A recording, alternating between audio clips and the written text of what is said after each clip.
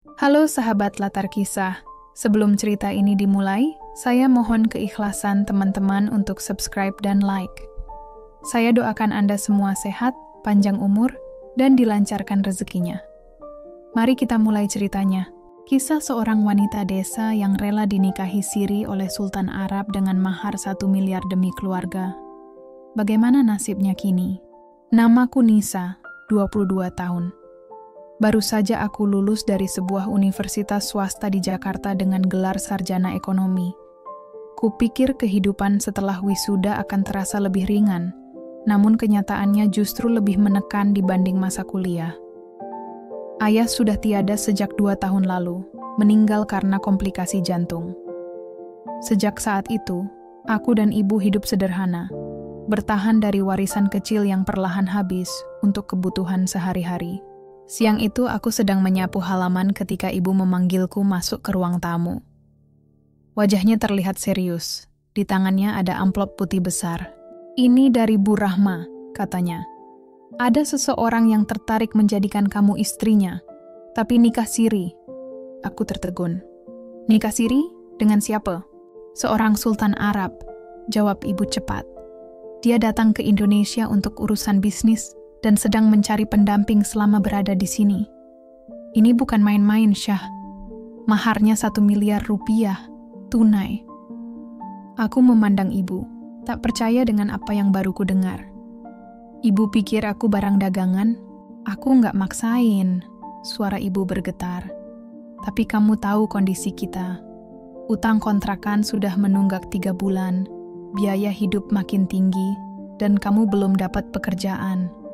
Uang 1 miliar itu bisa mengubah hidup kita, melunasi semua utang, merenovasi rumah nenek di kampung, bahkan menyekolahkan anak-anak panti yang dulu sering kita bantu saat ayah masih hidup." Aku terdiam lama. "Boleh aku tahu siapa orangnya?" "Besok kamu bisa bertemu dia di rumah Bu Rahma. Dia ingin melihatmu langsung. Kalau tidak cocok, kamu bisa menolak." Malam itu aku tak bisa tidur. Pikiran ini terasa seperti jurang pilihan. Menikah seharusnya bukan soal uang, tapi aku sadar tidak semua orang punya kemewahan untuk memilih cinta di atas kenyataan. Keesokan harinya, aku berdandan sederhana tapi rapi. Ibu mengantarkanku ke rumah Bu Rahma. Di ruang tamu, duduk seorang pria berusia sekitar 40-an. Jubah putihnya bersih, sorban tersusun rapi, dan jam tangan emasnya berkilau. Namanya Khalid Al-Jabar. Tatapannya tenang, namun dalam. "Kamu mau jadi istriku? Secara sah menurut agama," ucapnya. "Aku tidak bisa memberimu status resmi di negaraku, tapi aku akan menghormatimu, menjagamu, dan memberimu mahar 1 miliar jika kamu bersedia." Aku hanya menunduk. Ada sesuatu di balik tatapannya yang sulit kutebak, menimbulkan kegelisahan aneh dalam dadaku. Namun entah mengapa, aku mengangguk, menyetujui pernikahan itu. Pernikahan kami berlangsung sederhana, namun mewah, di sebuah villa milik sahabat Khalid di puncak. Hanya sedikit saksi dari pihak keluarga Bu Rahma, serta 2 asisten pria Arab yang entah siapa. Semuanya berjalan cepat, seperti upacara formal yang disahkan demi sebuah perjanjian. Tanganku bergetar saat mengucap akad. Hati kecilku masih ingin menolak, tapi senyum lebar ibu di sampingku, ditambah tumpukan uang mahar dalam koper hitam, membungkam semua keraguan. Uang itu nyata, 1 miliar rupiah. Khalid menatapku sambil tersenyum tenang. "Mulai hari ini kamu istriku. Insya Allah aku akan menjagamu." Aku hanya menunduk, berdoa dalam hati agar ini bukan awal dari mimpi buruk. Malam harinya aku dibawa ke kamar pengantin. Kamar luas bergaya Timur Tengah, lampu gantung kristal berkilau, kelambu putih di atas ranjang, dan aroma gaharu memenuhi udara. Khalid masuk setelah berganti pakaian menjadi jubah tidur gelap. Aku duduk di tepi ranjang. Jantungku berdetak cepat. "Tenang saja, Nisa," ucapnya lembut. "Aku tidak akan menyakitimu." Ia duduk di sebelahku, lalu mengulurkan secangkir minuman hangat. "Ini teh saffron," Minuman kesukaanku. Cobalah, ini akan membuatmu lebih rileks. Dengan ragu aku menerimanya. Aroma rempahnya kuat, namun rasanya lembut. Aku meminumnya perlahan. Tak lama kemudian, mataku terasa berat, kepalaku pusing, napasku memburu. Ruangan mulai berputar. Khalid, kenapa ucapanku terputus. Semuanya gelap. Kesadaranku lenyap begitu cepat, seolah ditarik dari tubuhku. Aku bahkan tak sempat melawan. Saat terbangun keesokan harinya, aku sudah berganti pakaian, masih di ranjang yang sama, namun tubuhku lemas. Di pergelangan tanganku ada bekas merah samar. Panik. Aku memanggil Khalid, tapi kamar kosong. Hanya ada secarik surat di atas meja. Tanganku gemetar membacanya. Maafkan aku, Nisa. Ini satu-satunya cara. Aku akan kembali menemuimu saat waktu tepat. Jangan mencariku. Tubuhku kembali lemas. Di dadaku, ketakutan dan pertanyaan besar menumpuk. Apa yang sebenarnya terjadi semalam? Apa maksud surat itu? Dan kenapa aku merasa seolah tak lagi memiliki kendali atas tubuhku sendiri? Pagi itu aku terbangun perlahan. Tubuhku masih terasa lemas seperti habis sembuh dari demam panjang. Kepalaku penuh tanda tanya. Pikiranku kacau. Kamar ini begitu sepi, terlalu sepi untuk rumah yang kemarin ramai oleh tamu dan pelayan. Aku berjalan pelan menuju jendela.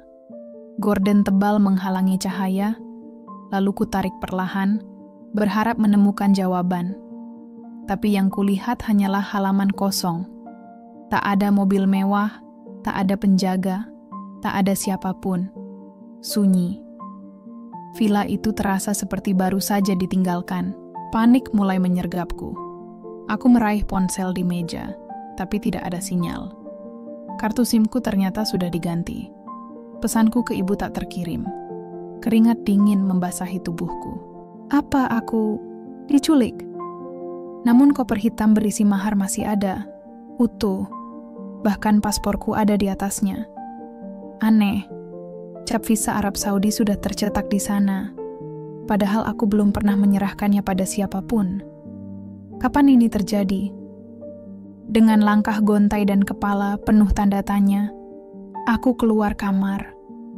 Lorong villa sepi, pintu-pintu lain terkunci. Ku coba turun ke dapur, tapi kosong, kulkas dan peralatan masak lenyap. Semua seperti telah dikemas dan dibawa pergi semalam. Lalu kulihat pintu keluar tak terkunci. Aku berlari keluar. Barulah kusadari, villa ini terletak di tempat terpencil. Tak ada rumah warga, hanya pepohonan dan bukit di kejauhan. Aku terus berlari hingga menemukan jalan besar. Air mata menetes tanpa henti, langkahku gamang tanpa tujuan. Sekitar 1 jam kemudian, sebuah mobil pickup berhenti. Sopirnya, seorang bapak tua, menatapku prihatin. Mbak, kenapa nangis sendirian di jalan? Rumahnya di mana? Aku hanya menangis lebih keras. Dengan suara bergetar, aku memintanya mengantar ke jalan utama. Dari sana, aku memesan ojek online untuk pulang ke kontrakan. Saat ibu membuka pintu, wajahnya langsung pucat. Ya Allah, Nisa, kamu kemana saja? Kenapa pulang sendiri? Aku tak langsung menjawab. Saat kutunjukkan surat dari Khalid, wajah ibu mendadak lemas. Ini nggak masuk akal. Dia bilang mau tinggal di Jakarta bersamamu, bukan begini caranya. Malam pertama aku pingsan, Bu. Aku nggak tahu apa yang dia lakukan. Semua orang pergi, villa itu kosong saat aku bangun. Suaraku gemetar. Ibu menangis, entah karena rasa bersalah atau karena uang mahar yang kemarin dibanggakannya kini terasa tak berarti. Aku mau lapor polisi, Bu. Ibu langsung menggenggam tanganku. Jangan, nanti semua jadi skandal. Nikah sirimu nggak bisa dibuktikan di pengadilan. Kamu yang bakal disalahkan. Hatiku hancur. Bukan hanya tubuhku yang remuk, tapi harga diriku juga seakan dicabut. Dan yang paling menakutkan, aku yakin Khalid Al-Jabbar belum benar-benar pergi. Aku merasa malam itu hanyalah awal dari sesuatu yang lebih gelap. Seminggu berlalu sejak aku kembali ke kontrakan, tapi trauma itu masih menghantuiku. Setiap tidur, aku bermimpi dibekap kegelapan. Aku terbangun dengan keringat dingin, tubuh menggigil tanpa sebab. Aku mulai merasa asing dengan tubuhku sendiri, sering lemas, pandangan kabur di pagi hari, dan perut mual. Ibu mencoba menenangkanku, berkata itu hanya perasaan. Tapi semakin hari, rasa aneh itu semakin nyata. Akhirnya, suatu pagi aku nekat pergi ke klinik. Tanpa sepengetahuan ibu, aku menjalani pemeriksaan lengkap. Setelah menunggu dokter keluar membawa hasil, "Selamat Bu Nisa, usia kandungan Anda sekitar 3 minggu. Aku membeku. Tidak mungkin. Saya tidak sadar waktu itu. Suaraku tercekat. Dokter menatapku, mencoba bersikap profesional. Kalau ibu butuh konseling atau bantuan hukum, kami siap membantu. Tapi jangan panik dulu. Aku keluar dari klinik dengan langkah gemetar. Dunia serasa runtuh. Jadi benar, malam itu Khalid telah menyentuhku saat aku tak berdaya. Mungkin itulah tujuan ia memberiku minuman itu. Perasaan jijik, marah, dan hancur bercampur menjadi satu. Sesampainya di rumah, kutunjukkan hasil tes itu pada ibu. Wajahnya memucat, tangannya gemetar. "Kita harus cari dia, Bu. Kita nggak bisa diam," teriakku. Tapi ibu malah terduduk lemas. "Kita nggak punya bukti. Nikah sirimu nggak tercatat. Kalau kita bikin skandal, kamu yang bakal dicap buruk. Dia mungkin sudah di luar negeri sekarang." Aku tak bisa menerima ini. Aku dikhianati, dirusak, ditinggalkan, dan kini dipaksa diam. Dalam keputusasaan, aku mencari informasi tentang Khalid Al-Jabbar di internet. Lalu kutemukan satu artikel tentang keluarganya, keluarga kaya raya yang terkenal di Arab Saudi. Jantungku mencelos saat membaca. Khalid adalah anak ketiga dari 5 bersaudara, dan saat ini terlibat kasus misterius di luar negeri, terkait penyelundupan wanita muda untuk pernikahan kontrak. Air mataku jatuh perlahan. Jadi, aku bukan satu-satunya korban. Tatapanku tertuju pada perutku yang mulai terasa hangat, dan tiba-tiba aku merasa benar-benar sendirian di dunia ini. Hari-hari setelah itu menjadi perang batin tanpa akhir. Aku mulai menjauh dari orang-orang, bahkan dari sahabat terdekat. Rasa malu dan jijik terhadap diriku sendiri menggerogoti hati. Setiap kali menatap cermin, aku hanya melihat seorang perempuan yang dijebak, dimanfaatkan, lalu ditinggalkan. Yang membuatku makin resah adalah sikap ibu. Ia terlalu tenang, terlalu pasrah. Saat aku menangis meminta keadilan, jawabannya hanya, "Kita tidak bisa melawan orang seperti dia, sayang. Kita ini siapa?" Suatu malam, aku memberanikan diri membuka lemari ibu. Aku mencari dokumen apapun yang bisa membuktikan ia mengenal pihak Khalid. Dugaan itu terbukti. Di sana ada sebuah amplop emas berstempel bulan sabit dengan kaligrafi Arab. Isinya kontrak tertulis dalam bahasa Indonesia dan Arab yang menyatakan jelas bahwa pernikahan ini adalah mut'ah, nikah kontrak, dengan durasi hanya 1 minggu. Yang membuatku hampir tak mampu bernapas adalah tanda tangan ibu sendiri sebagai wali nikah. Tanganku bergetar hebat. Jadi selama ini ibu tahu. Aku berlari ke kamarnya, menyodorkan surat itu dengan amarah. "Ibu tahu ini dari awal?" seruku. Wajah ibu memucat, tak menyangkal. Ia hanya menangis, mencoba meraih tanganku. "Ibu pikir ini jalan keluar. Kita butuh uang." Ibu tak sangka dia sekejam itu. Aku menepis tangannya. "Butuh uang, lalu harga diriku jadi taruhannya? Aku bukan barang, Bu." Tangisku pecah. Malam itu, untuk pertama kalinya, aku berani bicara tentang semua rasa sakit, takut, dan bayangan yang terus menghantuiku. Aku kecewa, bukan hanya pada Khalid, tapi juga pada ibu, satu-satunya orang yang kupikir akan selalu melindungiku. "Ibu sudah menjual aku," bisikku. Ibu menutup wajahnya dengan kedua tangan, Tapi bagiku semua sudah terlambat. Malam itu juga aku pergi dari rumah, membawa hasil tes kehamilan dan surat kontrak sebagai bukti. Aku harus mencari keadilan, meski seluruh dunia tak akan mempercayai. Saat aku melangkah di jalan raya, sebuah mobil hitam berhenti tak jauh di depanku. Kaca jendela turun perlahan, dan di baliknya, seorang pria berjubah putih dengan janggut tipis menatap dingin. Jantungku berdegup kencang, itu Khalid. Sosok yang selama ini hanya hadir di mimpi buruk kini nyata di hadapanku. Kakiku terpaku. Khalid keluar dari mobil, wajahnya tetap tenang dan tak terbaca. "Masuklah, kita bicara," ucapnya dalam bahasa Indonesia yang kaku. Aku menggeleng. "Kenapa kamu di sini?" Ia menatapku sejenak. "Kamu hamil, bukan?" Detak jantungku semakin cepat. "Apa kamu mau mengakuinya?" Tanyaku penuh emosi. Khalid menarik napas. "Aku tak pernah berniat menyakitimu, Nisa. Aku hanya menjalani aturan yang dibuat keluargaku. Kontrak itu bukan sepenuhnya keinginanku." Aku menatapnya tajam. "Tapi kamu tetap melakukannya." Ia menunduk. "Karena aku tak punya pilihan. Kami dibesarkan dengan tradisi bahwa wanita miskin bisa dibeli dengan harga tertentu. Aku pikir kamu tahu dan rela." Air mataku mengalir deras. "Aku tidak tahu apa-apa. Aku dijebak." Khalid mengangguk pelan. "Itulah sebabnya aku kembali. Aku tak bisa tenang sejak malam itu. Setelah kamu pergi, aku mencari tahu tentangmu. Saat tahu kamu hamil, aku sadar tak bisa lari dari tanggung jawab." Aku memandangnya curiga. "Tanggung jawab apa? Membayar lagi? Membawa anakku ke Arab?" Ia tersenyum pahit. "Tidak.